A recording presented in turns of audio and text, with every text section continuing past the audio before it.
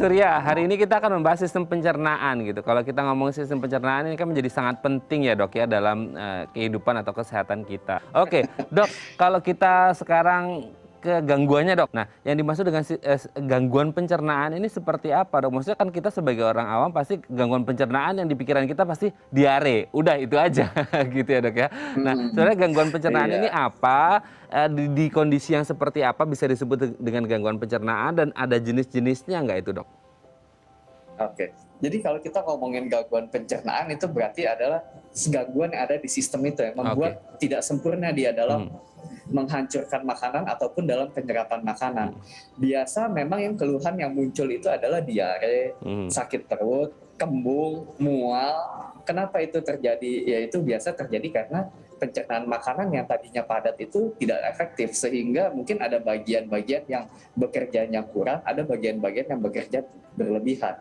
Nah, permasalahan di sistem pencernaan ini bisa dibagi ke beberapa bagian. Yang pertama secara anatomis, ya, apakah ada kekurangan, misalnya tadi anatomis gigi, misalnya giginya kurang, atau misalnya ada penyempitan secara bawaan, ada penyempitan di saluran makannya, atau misalnya ada luka yang ada di usus atau di lambung gitu. Itu kan secara anatomis, bocor misalnya yang orang ekstrimnya. Lambungnya bocor katanya, berdarah, ya itu kan secara anatomis. Yang kedua adalah fungsi gerakannya. Kalau ada gangguan di pergerakan ususnya atau pergerakan lambungnya, biasanya muncul juga gangguan-gangguan seperti misalnya kembung, mual, ya. Lalu setelah itu gangguan fungsi. Kalau terjadi gangguan fungsi enzim yang ada atau fungsi kelenjar pencernaan yang ada, itu akan membuat makanan itu tidak bisa dihancurkan secara enzimatik, jadi nggak bisa dicerna jadi yang kecil-kecil, akhirnya dia numpuk. Ya kita sebagai orang Indonesia ini senang banget makan yang panas-panas, yang pedas-pedas di waktu lagi dingin. Betul. Nah itu akhirnya mengiritasi kita punya saluran pencernaan gitu. Jadinya mulai deh sakit mah juga pada muncul di situ. Atau orang-orang yang beranggapan oh ini musim penghujan kita harus minum jamu gitu untuk meningkatkan daya tahan tubuh supaya nggak kena infeksi yang umum terjadi misalnya flu di musim penghujan. Ya jamu-jamuan yang diminum secara berlebihan atau mungkin ada ditambahkan zat ini dan itu kadang-kadang mengiritasi juga. Mungkin itu sebabnya kenapa di musim penghujan nih banyak sekali gangguan pencernaan.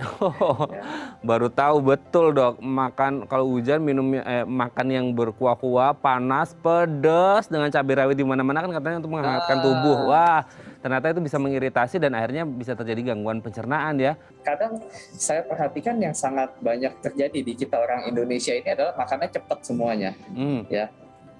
Punya 2-3 kali udah telat. Sedangkan mungkin kita tahu waktu dulu kita diajarin punya itu 30 kali katanya. Jadi makanan itu harus hancur dulu baru masuk. Betul. Kalau kita memberikan pekerjaan gigi kepada lambung, kepada perut, ya pasti dia akan capek. Karena bukan tugasnya dia gitu. Jadi mungkin kita harus memperhatikan yang pertama jarak antar makan, jumlah makanan yang kita masuk, dan jenis makanan yang kita makan. Nah mungkin itu yang kita bisa introspeksi ya. Pengobatan yang tepat untuk gangguan pencernaan apa itu dok? Kalau pengobatan kita tergantung bagian apa yang terkena. Jadi dari keluhannya kita bisa lihat apakah dia gangguan pergerakan usus, kita ada obat yang untuk membantu pergerakan usus, contohnya golongan metoclopramid atau domperidone gitu. Kalau misalnya gangguan di enzimnya, mungkin kita bisa bantu berikan enzim dari luar, ya. Waktu pasien itu makan, kita berikan kapsul yang isinya enzim pencernaan untuk membantu. Atau misalnya pasien ini masalahnya adalah di pencernaan mekaniknya di gigi, ya berarti kita berikan dia makanan yang lunak. Jangan makanan yang padat dan keras, yang susah untuk dihancurkan gitu.